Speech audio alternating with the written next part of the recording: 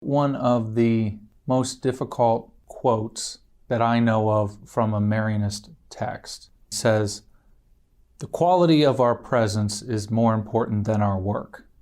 And since I started with the Nassau Street Lay Marianist Community and then the Mission of Mary Cooperative, which that became all the way through what I'm doing now with MLC-NA, that one line haunts me because by disposition, I'm about quality work and effective work.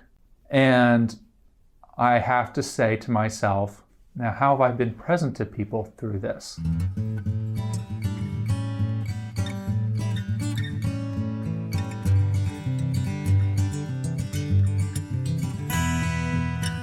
Welcome to Sharing Our Marianist Stories. I'm Patti Gehred. And I'm Gabby Bibeau.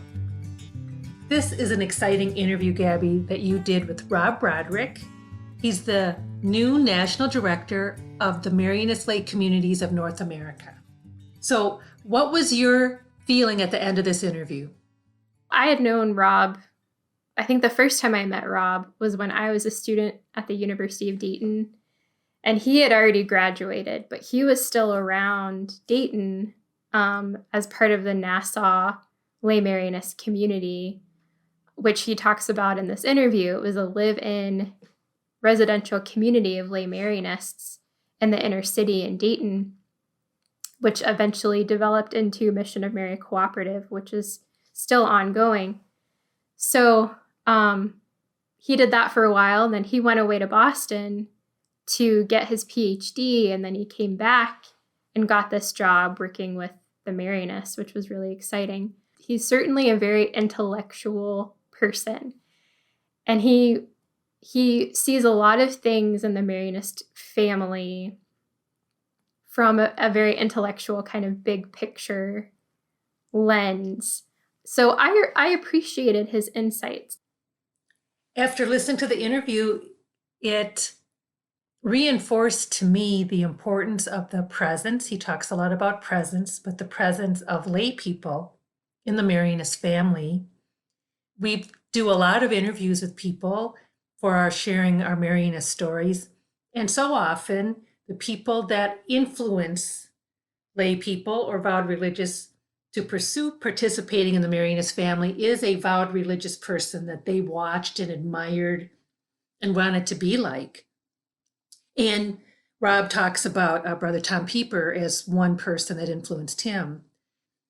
And so I enjoyed listening to Rob, knowing that he does lean in an intellectual way. He also talks about he's a doer. Like if there's a problem, he wants to solve it. And I think all places need people like that. If you have too many just heart people and not enough doers, you do a lot of talking or feeling and not get anything done. So he talked about how he is so thoughtful, and he leans one way, but he watches and has learned from other Marianist leaders and is in combining those things. So I really appreciate what he shared about learning and watching and observing and understanding that he's in a role now where he's going to be watched and observed. And he takes it very seriously. He's the first national director of MLC-NA, isn't he, Gabby? Yeah, he is. It's a new position. And he talks a little bit about what that entails. He's only been doing that for maybe 4 or 5 months, I think. So some of what he's working on is keeping in good communication with lay Marianists in North America, helping develop formation programs, that kind of thing. So something else that I thought about that I think is interesting and probably some of our listeners can maybe relate to is how he talked about becoming a lay Marianist and how he didn't from the get-go hear about the Marianists and think, ooh, I want to do that. I want to be a lay Marianist. It was more like the people he was surrounded by, some vowed religious, some Marianist lay people, that it rubbed off on him and he found himself just sort of drawn into it and living it out. And it seems like it just eventually became part of him. When he talks about being like, yeah, I am a Lay Marianist, it was from that place of really feeling drawn into it and grabbed by the charism rather than him seeking it out. And I thought that was interesting, and probably others can relate to that as well. I agree. And again, it made me think a lot of times people talk about being Marianist by kind of osmosis. But I think it's important to claim it and name it, because then it's like you see the responsibility of how you are, what your presence is, and that you are representing the Marianist family, Lay Marianists. And I could see that he took that really seriously. So yeah, I think you're going to really enjoy this interview. And you had some great questions, Gabby. I think that brought some really good insight. Yes, thank you. It was a good conversation, and we're really happy to share it with you. So we hope you enjoy listening. Here's Rob.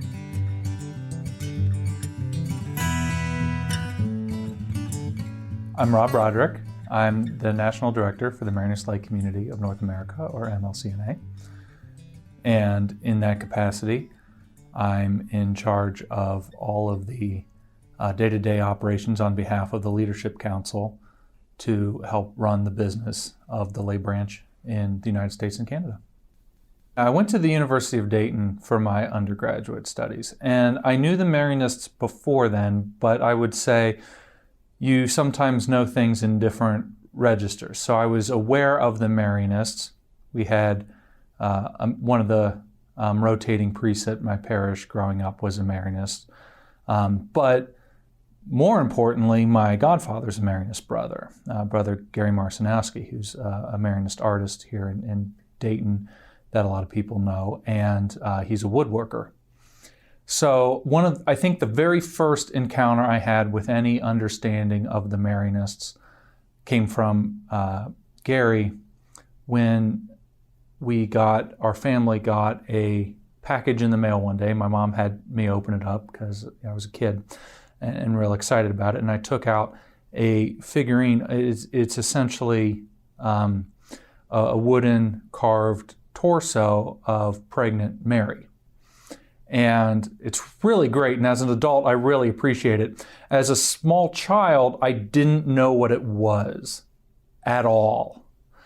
And my mom explained to me that was Mary and she was pregnant. And I said, how would you know that that's Mary? Right?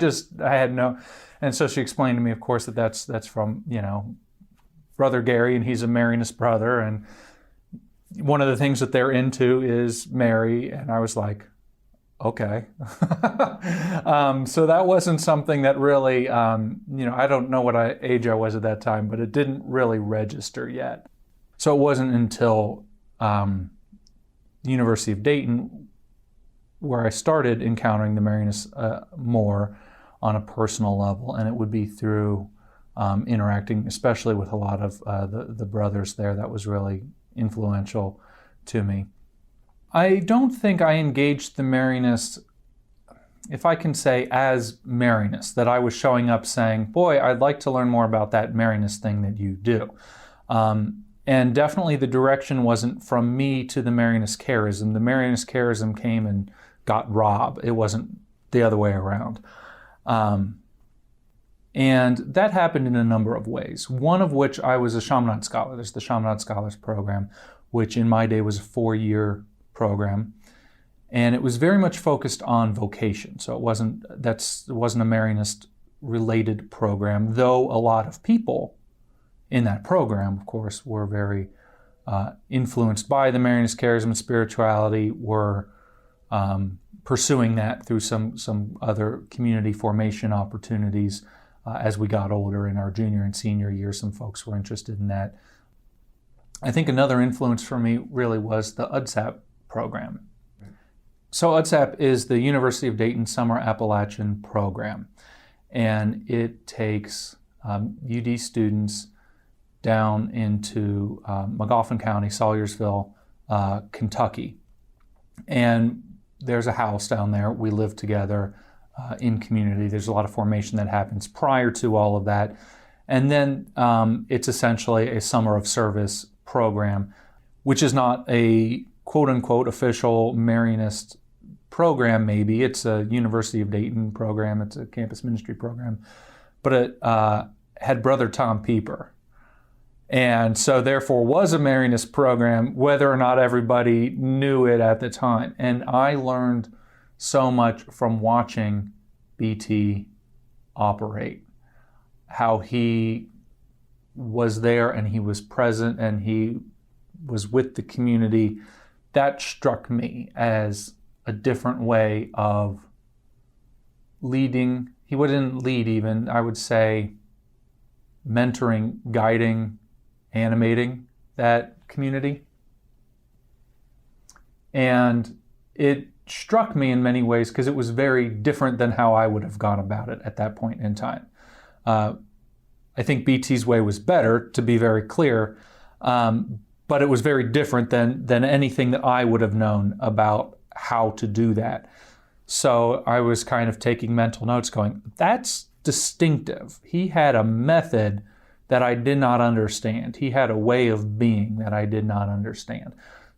I've noticed that in a lot of Marianists, vowed, lay, so on, and it's really been inspiring to a lot of the work that I'm doing right now, which is trying to figure out how do we do formation for lay people that allows us to function that way, right? So that we don't just know about the charism, we don't just believe in it, in the sense that that's something that we think is good, but something that we are, something that we embody.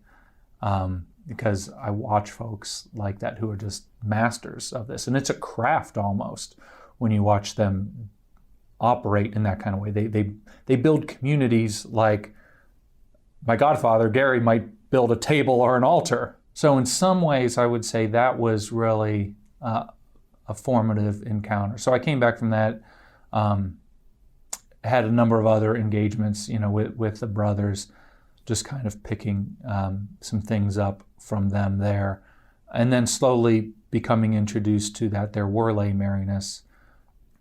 Although then, again, on a personal level, I didn't really start feeling like I was a lay Marianist until after my undergrad experience at UD. I had started an intentional Christian faith community and started putting that together with a small group of 5 individuals while at UD. And we were all there for different reasons, I think, joining this community. I was interested in this community. I was very interested in the Catholic worker movement. I was interested in the new monastics at this time, folks like Shane Claiborne and those kind of houses. And I was interested in community life and intentional faith communities as an active form of nonviolent resistance. That was really interesting to me at that time, and that's the way in which I was thinking about what I was up to at that time. Well, some other folks in the community were very interested in what to me was that Marianist thing from UD. And I said, well, that's great. No problem with that. It's not really me, Rob. I'm not a lay Marianist, but I appreciate that they are. Well, through lots of conversations, we had lots of conversations about this community because it was a residential community. We moved into a house together. So before doing that, we had a lot of talk about what that was going to be like. And we got around to deciding, well, it could be a Marianist community. So we became the Nassau Street Lay Marianist Community. And I said, that's great. So we can have a Marianist community and not everyone there has to be a lay Marianist was the idea. And that really stayed with that community. We had a number of people join and move through that community in every capacity. From we were a house of hospitality. We had some persons experiencing homelessness, live with us. We had people kind of coming, a lot of which were in some ways related to the University of Dayton, had graduated or whatnot, that we knew through that. And some of them were lay Marianist or some of them were Marianist inclined. And some folks knew that they were not Lay Marianist, but they were interested in our community and what we were doing. So that was okay. So I was in that part of it for some point, and I don't know what day I became a Lay Marianist. There wasn't a day.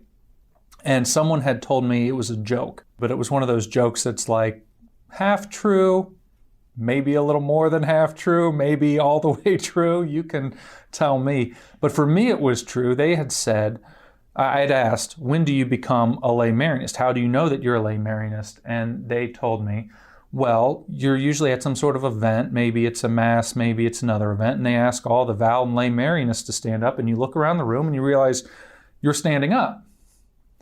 And that's how I became a Lay Marianist. I was in that kind of crowd at some point. They said, well, who's Lay Marianist? And I said, well, I am. And I've been in this community for this number of years. But there wasn't a day in which I became a Lay Marianist. But it was through that community that it became intentional, and it was through learning more about the charism, trying to appreciate that charism for the sake of our community, but then also personally, learning more about the spirituality, the virtues, and those kind of elements. So at this point in your life, how would you say you live out the Marianist charism? Like in your daily life or as part of your work with MLC-NA, how do you live out the charism? I think one of the most difficult quotes that I know of from a Marianist text is from Father Quentin Hackenworth's the Manual of Marianist Spirituality. And it says, the quality of our presence is more important than our work. And since I started with the Nassau Street Lay Marianist Community and then the Mission of Mary Cooperative, which that became, all the way through what I'm doing now with MLC-NA, that one line haunts me in a good way, sometimes in a way that I know is good, but am hating at the moment, because by disposition, I'm about quality work and effective work. So how do I get things to be as effective as possible, as efficient as possible? These are things that I kind of have by nature. That's how I function. And so I'm thinking always, how can I build out whatever we're doing right now?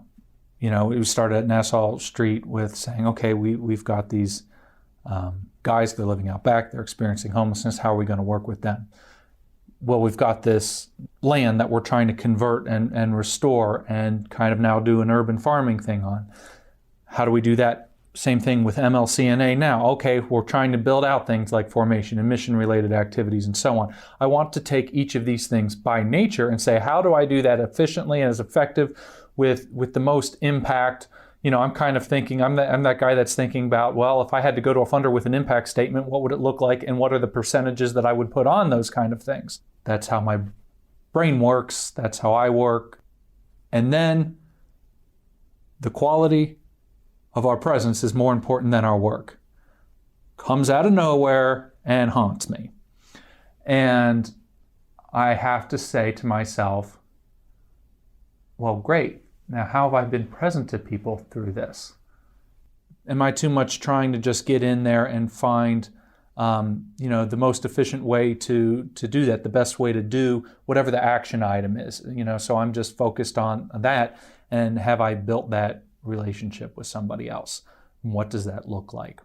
And I think right now, that's a big challenge for me with MLC-NA, because I now have just shy of 60 communities that I say, well, I need quality presence with. And I have about 1,000 people that are all Lay Marianists that I would like to have quality presence with. And I need to also do really quality programming and put together some real supports that are also able to function in real time, and do all the things that you need to do to build an institution, an institutional capacity. So there it is, haunting me again. Well, the quality of our presence, and how am I going to do that? And I've been really trying to focus lately on thinking about that, but also on what it means to really hear people. I need to hear really clearly them, what they're saying, who they are, what they're trying to get done in the world, whether they communicate that directly to me, saying, Rob, I would like to see this thing happen, or just talking about themselves and something that they're interested in. I need to be present to that, and that's at least a Marianist thing that I can do, and a way that I can try to make the quality of my presence more important than my work on any given day. So that's how I've been trying to live that out lately, is through real intentional listening. You talked before about Brother Tom Pieper and the way that he accompanied you and the rest of your cohort at the UD Summer Appellation Program, and then the importance of presence and the Marianist Charism, and the way that you've seen other vowed and lay Marianists have that same sort of gift to them, and the way that they accompany people. What is it about the Marianist charism that cultivates that, do you think? Like, is there an aspect of the charism that you could point to and say, oh, okay, this is why they're like that, or this is where that comes from? Could you say a little bit about that? First, I would say, I think, if I'm thinking in terms of the pillars, okay, so we talk about faith, or faith of the heart. One of the things about that is that I think of faith, and I believe that the Marianist spirituality, whether we name it this way or not, thinks about faith as a journey, as something that people have already intuitively. We don't show up saying, you, O faithless one, must come into the fold in the true way. That said, there is still a journey. Right? We can always grow deeper. We can always have formation that is ongoing. So that's more gradual, right? That's a journey. It's not one day I did not have faith, and then the next day I did have faith. But I feel that the Marianist charism, the Marianist spirituality really has that growth-oriented process, that journey process. So that's one element that I see there. So I think I'm thinking about that in terms of under that pillar of faith, but also we get that aspect from Mary in many ways, right? That was pointed out to me. Mary, of course, has a very maternal and parental way of thinking about formation. You don't form a child overnight. They're growing, they're developing, they're becoming a human person in the way that is never done, right? When are we done becoming a full human person? Never, right? That's the thing. We're always becoming and becoming again. And nobody knows that like a good parent. You know, you watch your child grow up, and parents have all sorts of different ways of working with this, but definitely Mary's way of handling this is a long run operation, right? And to be there from birth, right, to an eventual cross, in her case, that's a long journey, and beyond a cross, really, right, too. So you have that constant presence with somebody, and I think that that's where we get a little bit of it. So I would stick with those 2 points.